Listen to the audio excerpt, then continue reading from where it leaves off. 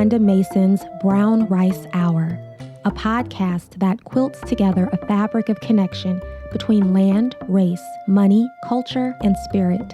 Discover a connection that engages with the most inspiring and cutting-edge thought leaders today, pointing toward our collective healing and liberation. If you are interested in supporting the Brown Rice Hour, please visit BeHereNowNetwork.com/Konda. So welcome. I am back with welcome to the Brown Rice Hour, everyone. And this is Konda Mason, and we have conversations here at the Brown Rice Hour at the intersection of land, race, money, culture, and spirit.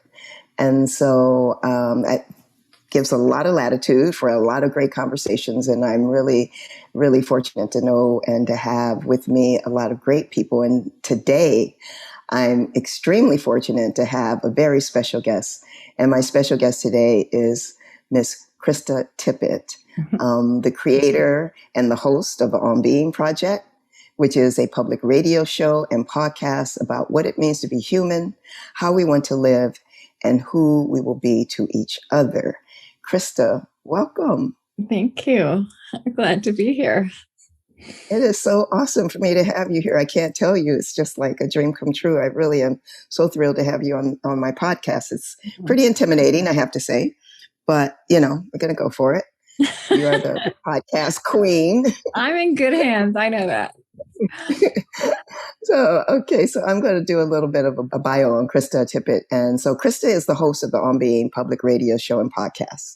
She curates the Civil Conversations Project and founded and leads the On Being Project, which is a nonprofit media and public life initiative that pursues deep thinking and moral imagination, social courage and joy towards the renewal of inner life, outer life, and life together. I love that. Krista grew up in a small town in Oklahoma. She attended Brown University and worked as a journalist and diplomat in Cold War Berlin. And later, she received a Master's of Divinity at Yale University. So she's been awarded a very prestigious award by President Obama, the National Humanities Medal, in 2013. And she's written 3 books, Speaking of Faith, Einstein's Gold, and Becoming Wise, an inquiry into the mystery and art of living. And you're working on another book too, Krista?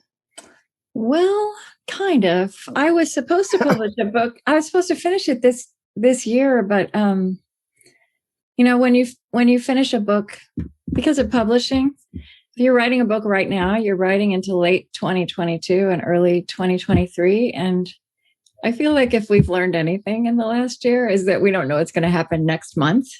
And it felt presumptuous to me to be writing it. I mean, we have to make that future, right? Like that's what I have to do right now is throw my life at that future. But Interesting. So writing a book felt like it would make it too concrete before it's emerged. Is that kind of? No, it feels too hypothetical, and it feels presumptuous to me to be speaking to the world. I just feel like we're called to be faithful to everything we've learned and experienced, and the work that's there.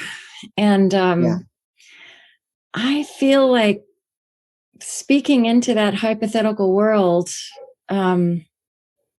is not on my heart. And yeah, I feel like what we do, what I do, what we culturally do in the next year and a half is really significant. And the work is not just for the next year and a half, it's for the rest of the century. Right. But I think it's up to me and to us to throw our lives at what we want 2023 to look like. And I don't feel like I can speak to 2023. I feel like what I have to do is live towards it. I don't know if that makes sense, but it's been a strange process. It does. No, it does. It's an unusual, it's you know, history is always like this. It always feels like this is the most precious, unusual moment. And it kind of is, really. Yeah. And so I get that this is a very deep, unusual time, and to be able to there's just so much up in the air, and it would be hard to. I get it. I get it. Well, we'll look forward to it when you're ready to let that book out of you.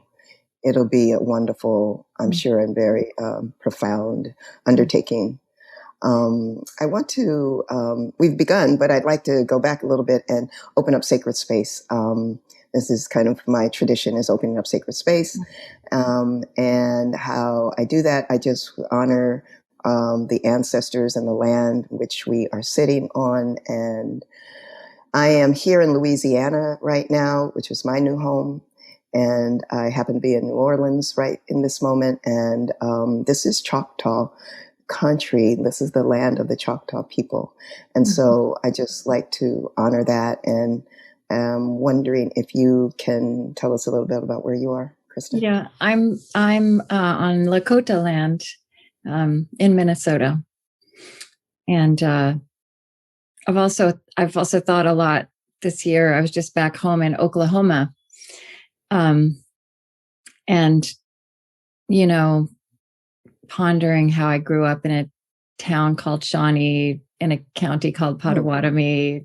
Next door was Tecumseh. And I, you know, had, so that the names of the places remained, which is kind of interesting to me, that all the names were kept, but the stories, all the significance, who those people were, who those peoples were, was not transmitted. Yeah. And I bet now, going back, like you said, just recently to Oklahoma, with this consciousness that you have now, it's in your face. Yeah. Must be. Yeah. It's kind of shocking, actually. Well, I want to say that I know that I love the way you start your podcast with the same question that you ask people about their faith. And I have a question that I also start my podcast with. And, this is called the Brown Rice Hour.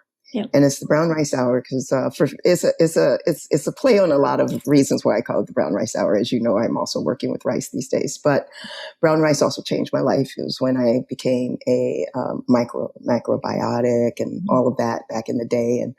And it's just a grain that has a lot of significance to me. So I'm a foodie as well. I love food.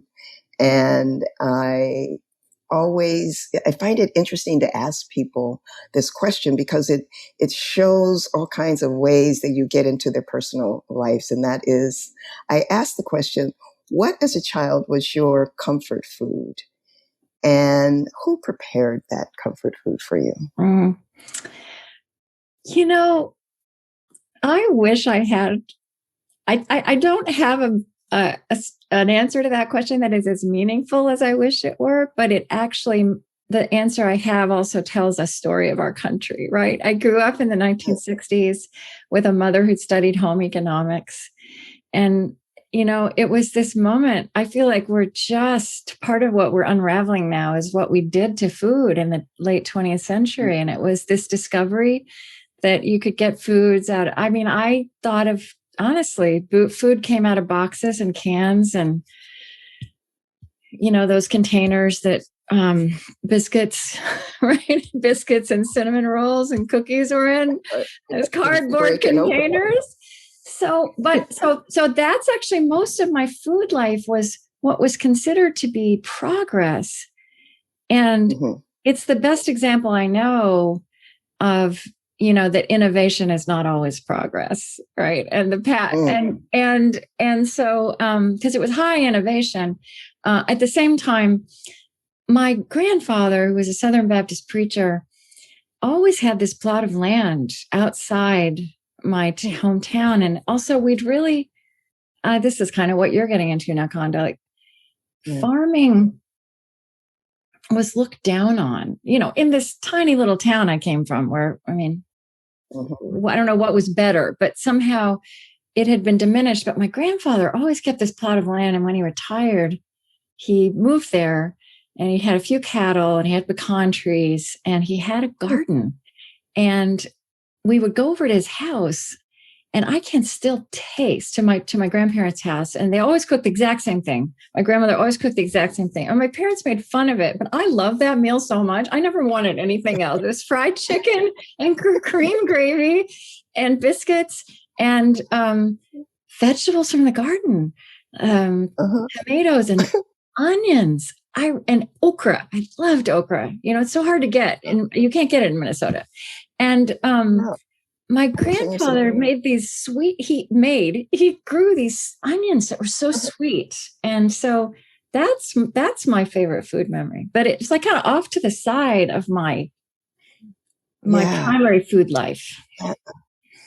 Yeah, that is so interesting that that those two juxtaposing very different, right? At home was the can, and then there was the real farm. Cheese whiz. So as a child, but here's the good thing is that as a child, you got to know that food actually grows out of the ground. It doesn't come out in a can. Yeah, you got to know that because of your grandparents. Yeah. It's a important. A lot of kids these days, they really don't know. So, I love that you're talking about your grandparents and your grandfather. So he was a Baptist minister. I know that you grew up in an evangelical culture in Oklahoma. Is that correct? Well, I did, but we would never have called it evangelical. Right? I mean, it's kind of the way we define these things now. It was probably kind of part Pentecostal, part evangelical, but it was kind of middle of America, Southern Baptist, but not at all. And when we say evangelical now, it also has political connotations, and none of that was there. Yeah. Sure. It was just the way of worship. Yeah, and it was really the center of life. Mm-hmm. And then, did you not leave for about a decade and moved away from religion? Yeah. And for about a whole decade. And then you came back, I guess, a decade later. Yeah. Who were you? Who was the Krista that emerged coming back? Because I mean, afterwards, I mean, you went to Yale Divinity School. So you went, what was that process in the middle there? And I got headed back in that direction of just getting curious about religion and also about my own spirituality, my own inner life. Not because I was kind of positively introduced to that, but because I spent 10 years pretty much being immersed in politics and really high policy, geopolitics of divided Berlin at that time. And it was so exciting. And I was working for an ambassador who was a nuclear arms expert in the end. And I was living in divided Berlin, which was this incredible social laboratory. I started there to see the limits of what politics and even high policy not only could address, but was interested in. And I was interested in that human level of how people create lives of meaning and dignity or fail to do so. And I saw in Berlin that that people did that.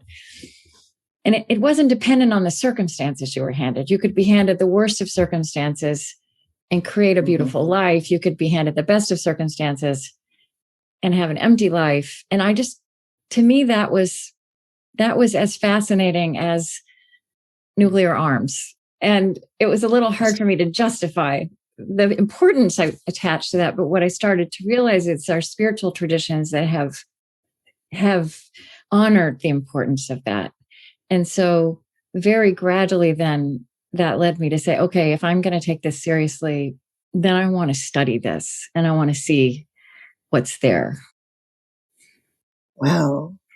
So I didn't realize that the Berlin experience in your life actually brought you back to this spiritual inner life, looking at this outer life as you were in Berlin.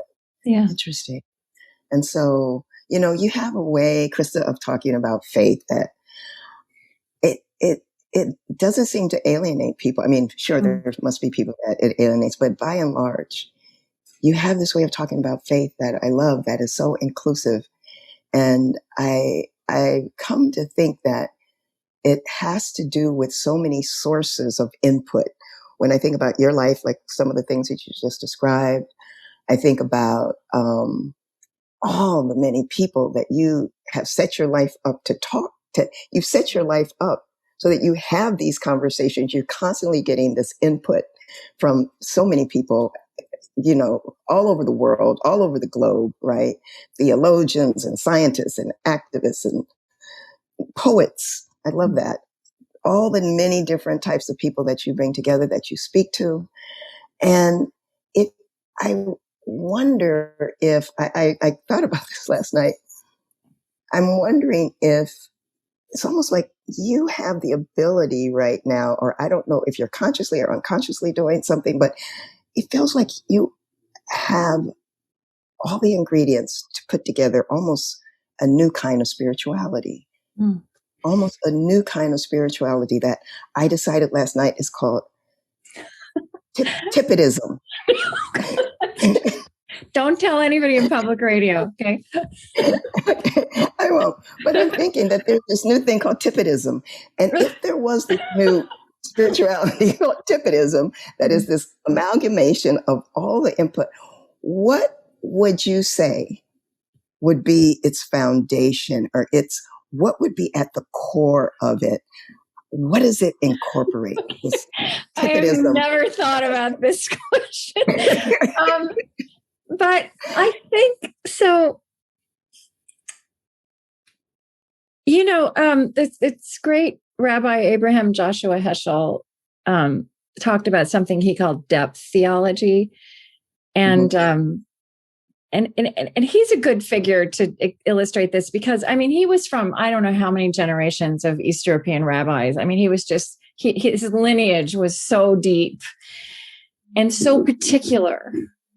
And yet what he learned in his life was that when he was in that front line of people marching to into Montgomery with Martin Luther King Jr.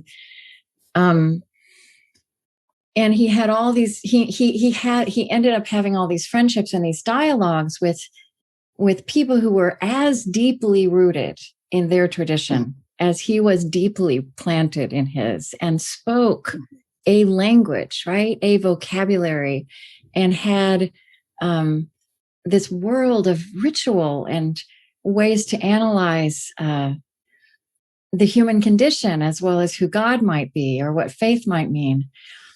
And he talked about how when for him and also for me, it's never been about figuring out what we all have in common, right? So I think that's the question. Sometimes people have asked me across the years, so all these people you've interviewed from all these traditions, what is the thing they have in common? And that's just, I mean, I could probably come up with an answer, but it's not the interesting question to me. What's interesting to me is how when we speak from the depths of, and I don't just mean belief, but practice. I'm also not that interested in belief. I'm interested in what's lived. And you hear these echoes, and yet so many different words and ways of enacting and understanding and living these things. And I think we need all of that particularity to point at whatever we're pointing at, and also to honor the particularity of our experiences. So I don't think I gave you an answer, but somehow it would have to do with the kind of the paradox, and the beautiful paradox, that we don't have to sacrifice depth to come together. We don't have to sacrifice depths to profoundly know our kinship. And when we bring those two things together, our depths and particularities and our kinship, we teach each other. And we're all rooted and we're all growing. Agriculture metaphors, Yeah. So the answer, what I'm feeling, what I'm hearing too, is that Tippetism is still, it's almost the answer you gave about your book, that there's no book yet, that there's this emergent soup that's happening. And it's something like it feels like that there's this necessity almost not to put it into some kind of container, but to allow. I don't think I'm a leader of this. I don't think I create it. I think I have opened a space for people to recognize something that they're something larger that they're part of, and to recognize kinship across boundaries that they would never have imagined there was kinship, and just for people to feel less alone in being really, really, enjoying and exploring this interplay between being grounded and being open, this creative interplay. Yeah. But I think that that's what 21st century leadership is. It's not the kind of leading that we think about. It's the kind of opening of space. Yeah. It's not handing something down. No, it's not. Right. It's not handing something down. It's allowing, opening, creating the conditions for folks to be able to explore within them. And that's what you do. You create those conditions. And so I still think Tippetism is a is a thing. I think it's a thing, Krista. I do. I think about all the people. You have this unique space, honestly, where because of the breadth of people that you speak to, I don't know anyone who's touching all those spaces, and they have to touch you. You're touching them and they're touching you. And as they touch you, you get nuggets everywhere. And they start to develop and continue to merge into your thinking. Your thinking must change all the time. Yeah. Well, what I feel is all these conversations come into conversation with each other inside me. Inside you, right. Yeah. And that is exactly. That's really that's fascinating. I mean, I think about when the people that you choose. I mean, there are so many people that want to knock on your door and say, "Hey, talk to me." But I think that if I were in your shoes, I would be choosing what is the next thing that I want to know. Who has that voice of the next thing that was missing inside of me that I want to hear from? Versus, I mean, it sounds very personal, but I think that's how I would look at it. And I don't know if you do or not, if you think about what is this piece of nugget of interesting knowledge that I want to engage in. How do you choose your people? I think, I don't think of it that way. I think of it as, I'm always, I feel like I'm a listener, right? And I think our organization is a listening organization. And so I'm listening to my guests, but I'm also listening to the world and to the culture and to my listeners. And so I think also there's some beautiful thing. There's so many beautiful things about getting older.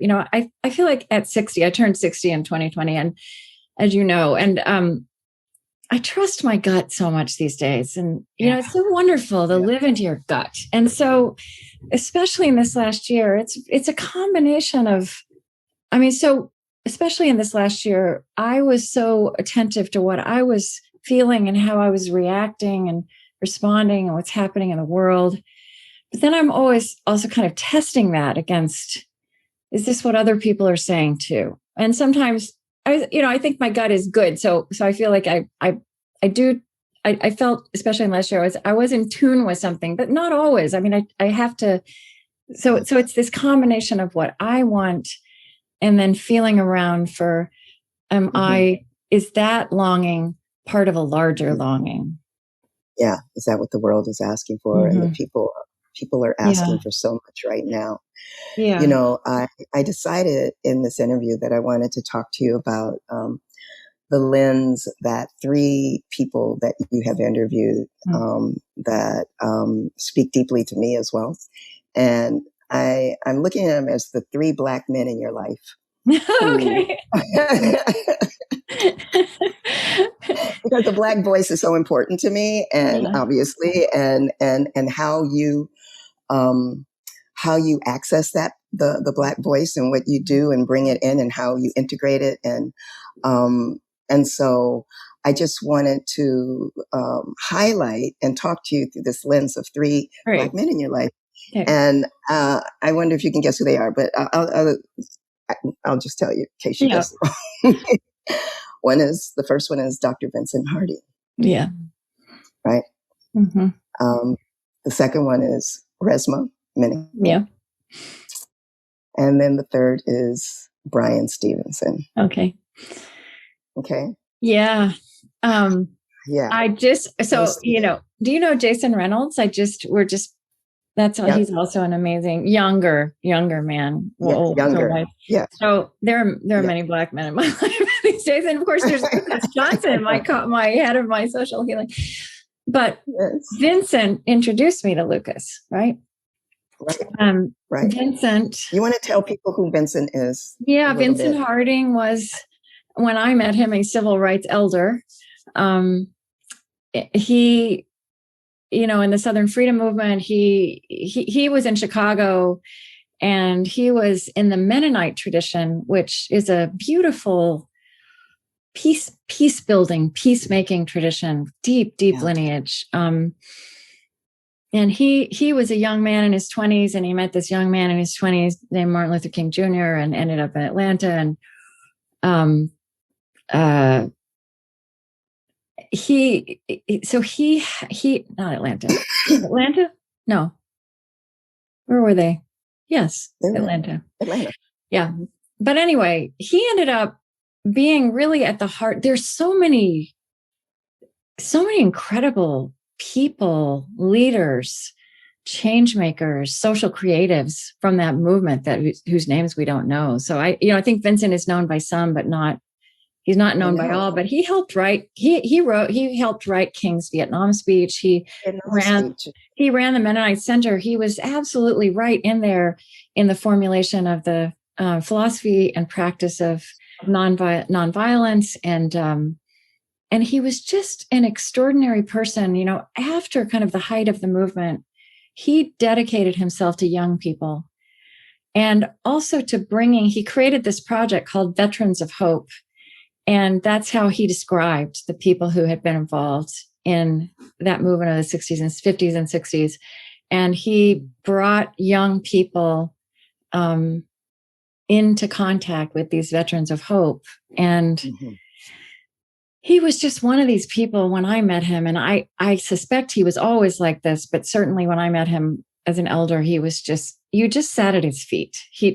Every word. And he's influenced so many people.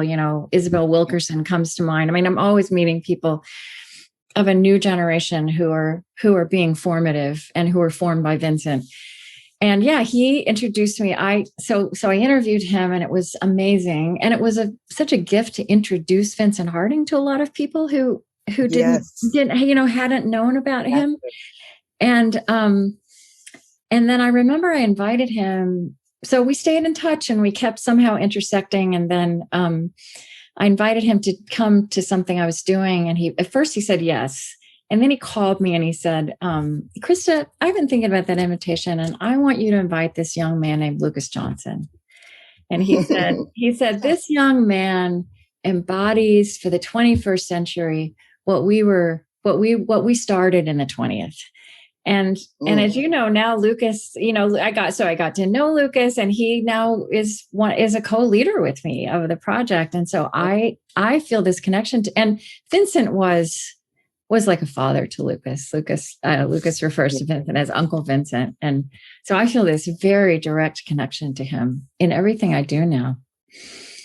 Yeah, I think he, I was listening, I've listened to it a couple of times. Their interview is 2011, I think, with Dr. Harding. Yeah. And I love, so there's this overall, we were talking about faith, right? There's this overall who and the kinds of conversations that you're having.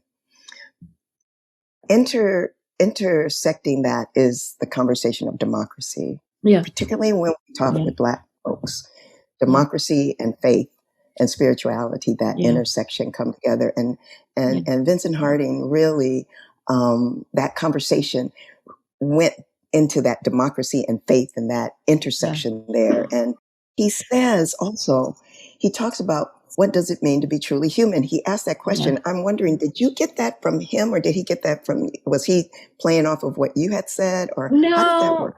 No, that just emerged. I mean, I don't know how much I was probably, but he said it in his own way. He said the question of what it truly means to be human is the question at the heart of religion. And it's also the question at the heart of democracy, which is obvious to him, but it's not obvious in the way we've constructed our democracy.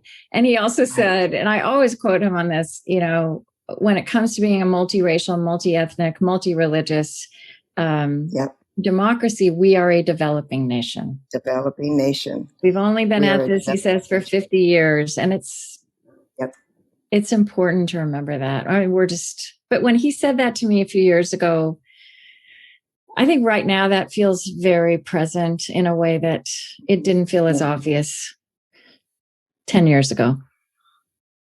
Yeah, with all the developments that's happened, particularly in 2020. Yeah. I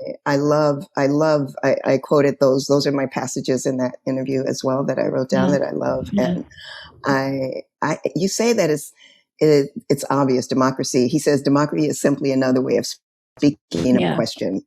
And that religion is another way of speaking about that question. What is our purpose in this world? And is that purpose related to our responsibilities to each other and to the world itself? Yeah. I love that. Yeah. Can you just kind of tease that out for people? Democracy, religion, and spirituality. Can you tease that out? Yeah, he also says the question we need to be asking is, how do we bring our best capacity and gifts to these endeavors and to each other? And I think that something that I've started saying in very recent years that to me is another way of saying what Vincent is saying there, is that this question of what it means to be human for us in this century, that's an ancient question, right? That's the oldest question. And all of our religious traditions are special places where that question has been picked up and carried forward and addressed. In our century, the question of what it means to be human is inextricable from the question of who we will be to each other. Right. And that is what our spiritual traditions point us to take seriously and honor. And it's not the question around which we've organized our political system, but if we don't live into who we are to each other, I think we don't have any chance of flourishing. I think we, perhaps survive. I think that question in our bones, in our hearts, in our brains, in our labor is the only way we walk generatively into our ecological crisis, right? Into our racial, I don't want to call it a reckoning, right? Like let me say it this way, is that we walk towards human wholeness. We have divided ourselves up in so many ways, in so many artificial ways that are really at the root of all of our great crises. And I don't want diversity. I want a whole society in which everyone is their whole self and we have whole institutions. That is about understanding our belonging to each other. I mean, and science is in that picture too, right? I mean, we are all made of stardust, right? I mean, we have so many ways to understand this now. That's now a scientific fact. It's not a line of poetry. It's a fact. Yeah. That's right. And, he ends by asking, is America even possible? Is America possible? Yeah. But then Vincent Harding said, yes, if we make it so, yes. And I feel like if Vincent Harding could state that yes, then I am called to state that yes and figure out what it takes to live that. Yeah, it reminds me of when I think about democracy and Nicole Hannah-Jones is the 1619 Project, right? Yeah. And she states that our democracy, that actually it's Black folks have had the faith in democracy more than anyone. Yeah. And that we have brought it. If it's going to happen, it's because of the work that Black folks have done, because we believe in it. We have more faith in it than the white forefathers who created it. Yeah. Because we are working towards it. It was like, you said there's democracy. You said there's democracy. Let's make it happen. Right. And so that is really one of the things that I look at and I think about. And what is it? And I think because when I think about, because democracy is leading towards that liberation that we've been looking for, that we've been needing and wanting, right? That we have walked towards as a liberation. When you feel like you have already have that liberation, for example, as white-bodied people, and we're going to get into RESMA now, the white-bodied people. And when you feel like you already have that liberation, you're not looking for it. I think that is why it's okay that it's not okay, but they're talking about cognitive dissonance. There's like, as a white-bodied person, you want there to be democracy. And when you see that unevenness actually gives you a head start somewhere, it's like, well, that's okay. You know? And that's a cognitive dissonance that I know white-bodied people are living with. Yeah. Because as opposed to when you look at bodies of culture who are working towards that. And that is why I think democracy sits so squarely as a part of what's important and what we work towards. What do you think about that? Yeah. And I interviewed Resmaa Menakem before the pandemic hit, and it was so powerful. And actually that was our show that was scheduled for the week that the lockdown occurred. Right. So it went up on Thursday. It goes up on Thursday to the satellite. And that was the week that Broadway closed, and, states of emergency and work. Everybody sent their employees home, and we and even Resmaa agreed. We said, we can't, this show is so powerful and we can't put it on the air right now because people are right. We're in a crisis and fear mode. And this is a show that needs people to sink into their bodies and think hard thoughts and feel hard things. And I remember one of my producers said, "Oh, it's so tragic that we can't put this on the air." And I said, "We can't put it on the air because people won't be able to hear it, and it's really important that they hear it."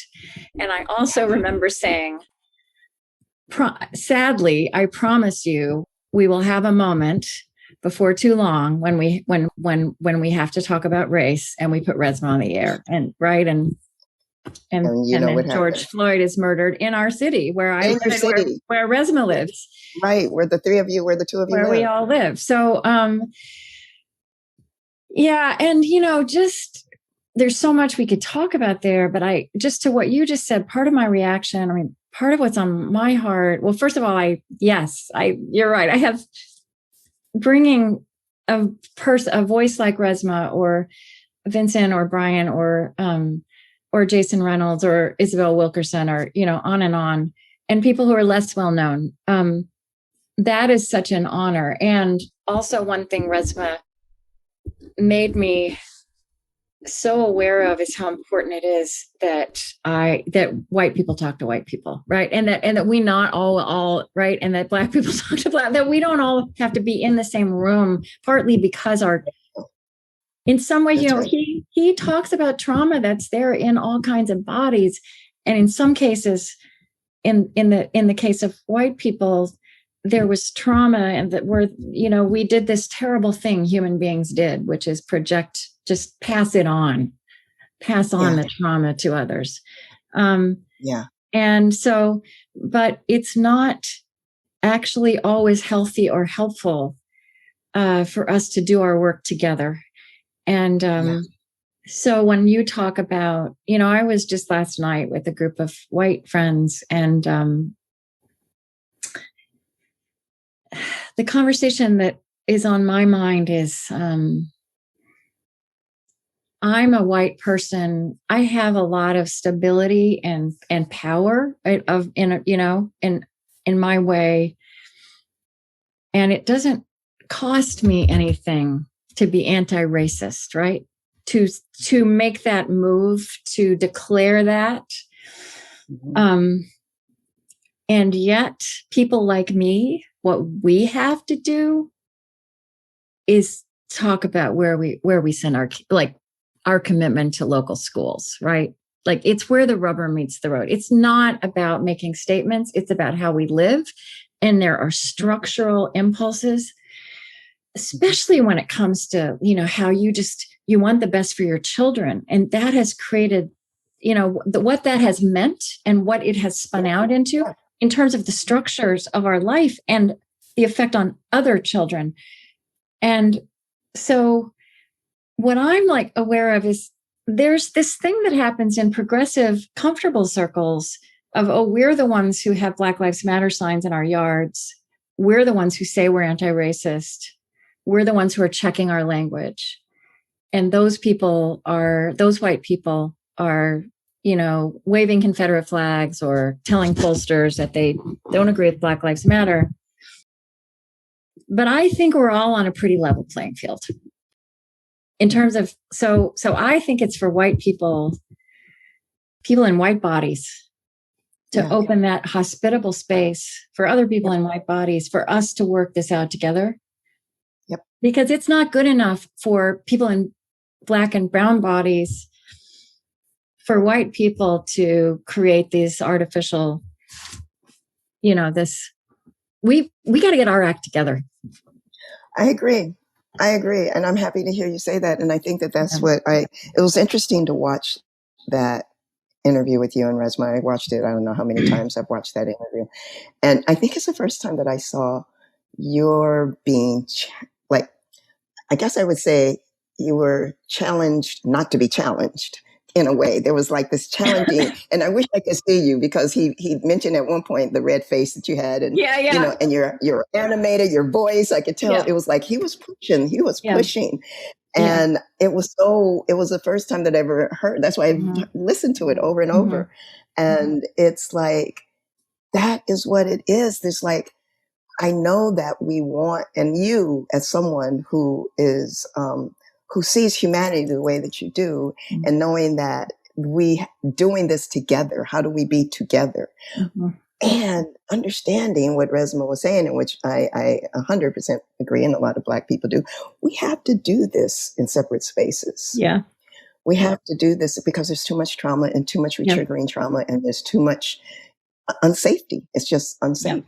And like he said, when you look behind you and you look up and you're thinking, I'm in a room with these people who I love or I don't know, whatever my relationship is, there's still always this suspect of what's the next thing, what's the shoe that's going to drop? Who's going to say something that's actually ignorant or comes out of a space that they don't, completely unconscious.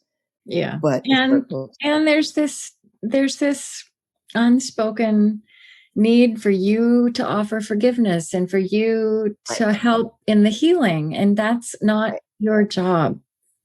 Right. And it's bad for you, right, to be put in that. That's role. Exactly right. And those are the things that it takes a lot of doing the deep work to understand. And so I agree. I think that, again, I go back to Black folks and democracy, pushing democracy, because it is a liberation theology, really. That is what democracy is. And when you are heading in that direction because you don't have those basic needs met, based on a structural system, right? So it's not just interpersonal, but the structural system of it. Or when you're on the other side as a white body person, you have that, you can look beyond. And so then that's why it's so easy to just not see the truth of what is happening here. And so you're saying, and white people talking to white body people, it's exactly what has to happen. Yeah. It has to happen on the interpersonal level. It has to happen on the collective level. And I think about some of the work that you're doing. and you have such a broad audience, you have such a platform, and you impact so many people. And to see your vulnerability with Resma was really wonderful. And to see and to hear your growth from that conversation. It's like, what is, and then Reverend Angel as well, you know, that conversation. Yeah, she's another, right? Yeah. Another one. I'd love to get on the Black women tip too. This is the Black men tip. But the Black women tip is another one, right? And I'm just wondering how, like you said, you have a position, you have a platform, you have a position of power. How do you intentionally use it to do this inter-white healing? How do I use it? Well, first of all, we're modeling something. Now I want to be clear that when that moment happened with Reza, where I think what I was saying to him is he started talking about white supremacy. And I was going to instruct him on the fact that if you if you use that, we can't hear that. Right. Well, what I was trying to talk to him about is how I've been so attentive over the years. I mean, this has just been a fact that if you start using language like that, like, right, it's at the headline, you're going to lose people before the conversation starts. So it's a strategic way of not saying it, but getting people to a place where they can hear it. But he kind of basically said to me, no, make people uncomfortable. And, and what's interesting, what I want to, what feels important to me is to hold up that, one of the great things that happened, I mean, great, terrible that it had to be a great thing that this happened, but there was a breakthrough. And I think because people were so softened and grounded by the pandemic, that a lot more white people got comfortable with being uncomfortable, got familiar with, this is a move I have to make. And so that was kind of amazing. But I do think that I have experienced what people say to me is that having me be willing to, we could have cut that out, right? that part, but like leave that in, is modeling something. I really do believe, I'm absolutely convinced that this softening, this awakening was not just among progressive Democrats. And there's this fiction now that gets reinforced by the way opinion poll questions get asked, among other things, that says that there's the enlightened left, the enlightened white left, and then there's the primitive, racist white right. And it's just, I am so committed. I don't believe that. And I'm so committed to figuring out what does it mean to keep that space so that everybody feels welcome. And I know that I don't judge you. I don't assume things about you. I just want to tell you a story. Like, this is the kind of story that's not out there. I was speaking with an evangelical elder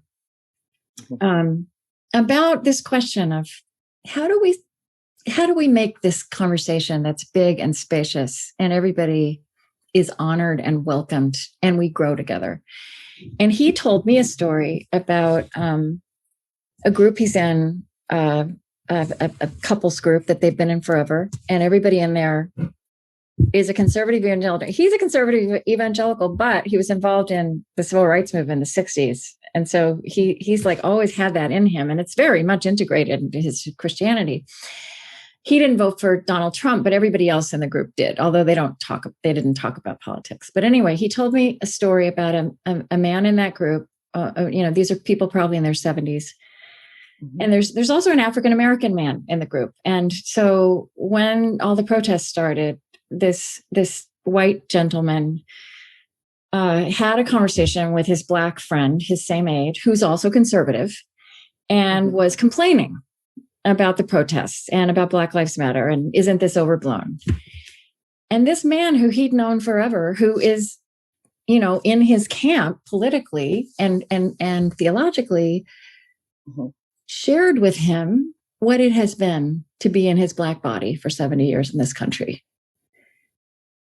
And it was a revelation to his white friend. And this man, this evangelical Republican, wrote a letter to his children and grandchildren confessing his sin and what he had not known and his shame at that, and repenting in the best tradition of that faith. And so, like, part of what I'm also committed to is being present to that kind of conversion that's happening quietly. Yeah. Mm-hmm. Yeah. When you have a real face to it too, right? That's really a great story. It's a wonderful I agree. story.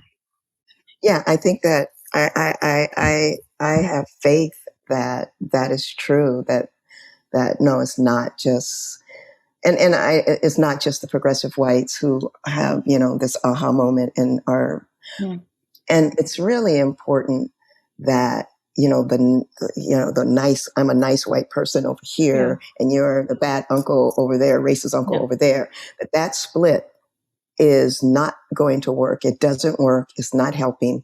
And it has to be, that's the divide that has to, more so right now, I think. Yes, the white bodies and the bodies of culture divide definitely has, but it begins by mending within our own, how we mend and come together and stop the divisiveness around, I'm the good people, you're the bad people. Yeah. And because everyone is also complicit to this system. Yeah. And so, that's, so that brings me actually now to, Bryan Stevenson, who, is just, such a joy. I've been 3 times now to, the memorial and a museum in Montgomery, Alabama, and his work is just so incredible. And I want to a little bit also talk about the app. That's connected. App. It's connected. That's why I wanted to save it for last. I wanted to save it for last because you chose your first course on the app to be Bryan Stevenson. And I love that you did that, Krista. Yeah. I love it. And this whole conversation about the muscle of hope and getting proximate. Yeah. All of that is so juicy. And I'm really interested in you talking more about that. Because first I have to tell you, I have not really used the word hope much. Hope felt like something distant, and I've never resonated with it. And it wasn't until the lesson, because I took the lesson. Oh, you did? So you listened to it. Okay. Yeah. I'm going to be your first collaborator. I'm going to be the first one to give feedback. I forgot that. Yeah. Yes. And listening to it actually, and listening to the two of you changed my mind about the word. Because it's never resonated with me as something. Hope felt too puffy. It felt like marshmallow. Yeah. I think of like when. Yeah. So anyway. And the course is hope. It's a muscle, right? So the words I don't use the word optimism because I think it's wishful thinking.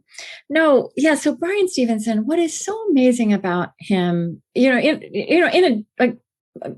everything he's created, but when I interviewed him, because I said, so I get, that you became a lawyer and you met somebody on death row and you ended up, defending people, and that expanded to, children who are tried as adults and mentally incapacitated, the cruelty and the dehumanization of our criminal justice system. And how does that turn into a memorial and a museum? And, and what I understood about him and the Equal Justice Initiative is that they're a learning organization, right? So the more he got into what is so broken about our criminal justice system, reflects the brokenness in our society and goes back to a root dehumanization that was the root dehumanization of slavery. And so what he started to realize is he could win court cases in the Supreme Court. But if they didn't start addressing the root causes So that's what they've been doing, and kind of educating people. Yeah, educating people. And yeah, for him, hope is the insistence that it doesn't have to be this way. But it's not an argument. It's not a cerebral insistence. It's I'm going to throw my life behind this insistence. And his point is that when that goes away, when people accept that this can't be changed, this is the way it is. When you get hopeless, that's when you get powerless. So to put him as the first session of the course, it was just so obvious. I mean, it was so obvious. There's so many people. Wow. I was so obvious because he, what does he say? He says, hope is that thing that gets you up in the morning, that, that makes you stand up when people say sit down, that makes you speak when other people say be silent. So I've always said this, hope is a muscle. This is something I started saying years ago, but he actually explained it to me. Well, and he says it's a superpower, right? It's a superpower. I loved it. I loved it. And it's just a great place to begin with the app. A little small commercial moment about the app, if you don't mind. Can you talk a little bit about what's coming up? Yeah. Well, we're hoping it'll launch in July sometime. It's in the apps. It's not out yet, but I don't know when this is going to air. It's a way to, soon. And it's a way to, so we started with the book I didn't write because it felt like I was speaking to a far future. And I realized that the app was a way to speak to the present, and not just to speak to the present, to accompany the present, and to pull, to bring forward these people who have taught me, and, taught by way of this weekly thing, to really bring them forward as the teachers they are. And also to this conversation that they're in my head, to bring that out. So, and it's just been such an incredible creative project to envision that, and for me to get into a new kind of conversation, with the Brian Stevens, for example, like as you heard, kind of with that interview, dig into what is this teaching that's there, and what is the invitation that's there for anybody listening to begin living this way, practicing qualities of character that may be unfamiliar, but can be practiced. Like it's a muscle that can be flexed. I'm thinking about it as I've used this language of spiritual and moral calisthenics, that's what this course is about.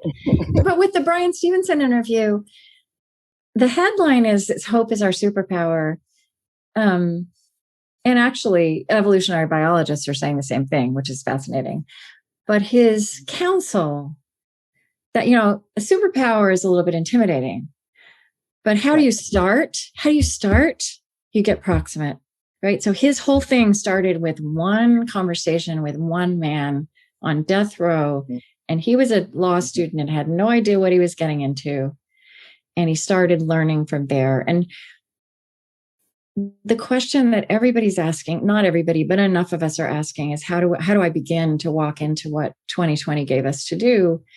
And we have to not do this American thing of rushing to, we need to do some discernment and some getting proximate and listening and figuring out what we don't know enough about to formulate our action step. So we need to be in discernment and walking at the same time. And he's also just so amazing about that.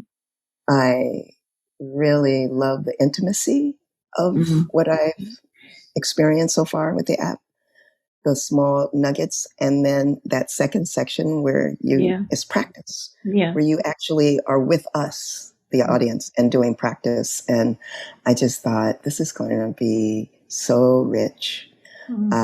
I'm really excited about this, and it's interesting for you to say, to full circle, how the book didn't happen yet, and that this is the accompanying people now app. It's like the accompaniment app. It's also me getting accompanied. Right? Yeah. It's Okay. also me Okay. saying, I'm here too. Let's walk together. Let's do it together. Yeah. Wow. It is really, and I just loved the whole conversation with Brian that you had, and getting proximate. If you can just a little bit talk about when you say getting proximate, there's this physical proximity that he did with the person that he met. Yeah. But then there's a spiritual proximity you talk about. Yeah. Can you unpack that a little bit? And again, I think that we're so trained to do something, and we do need to do, but the quality of our presence, the quality of how we're going to do that thing or be in that place really matters.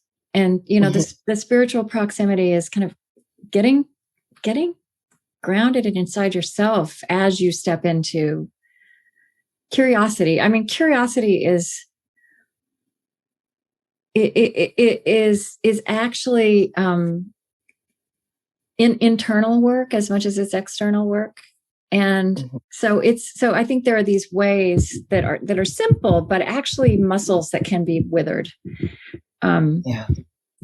So getting proximate is also orienting yourself. It's where am I going to look? Where am I going to listen? There's some self-examination about what have I not been hearing? Where have I not been looking? And how do I kind of turn myself inwardly in a spirit of genuine curiosity towards that? So it's more than just a physical move. Yeah. I love that. I have one last question for you. Mm-hmm. The pandemic. I'm curious, what was its biggest gift to you?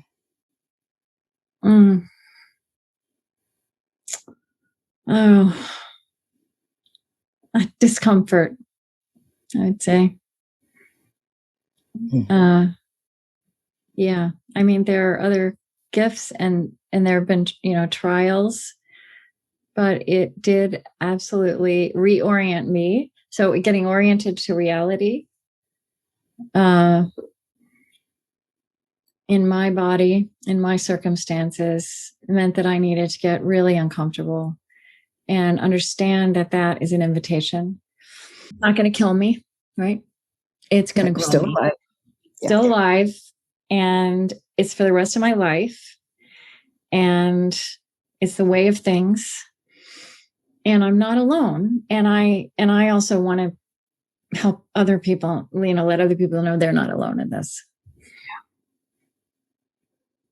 Thank you, Krista. Thank you for being with me today. Thank you for the work you do. Thank you for being my friend as well.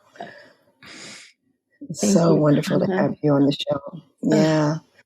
Yeah. I love you so much. You are such a treasure. Such a treasure. And maybe we'll do a part 2 with Krista Tippett and Black women. How's that? Does that sound okay? I love that. Okay. Yeah, we'll do that one. Okay, part 2. Okay. All right. Thanks a lot, Krista. Yeah. And I want to say that Krista Tippett resources that I want to share with you is On Being, onbeing.org, onbeing.org is the website. She has an incredible podcast. I recommend it very highly. Becoming Wise, an Inquiry into the Mystery and Art of Living is the book, and the Wisdom app that we just talked about that is launching in July 2021. Thank you for joining me. See you next time. Bye-bye.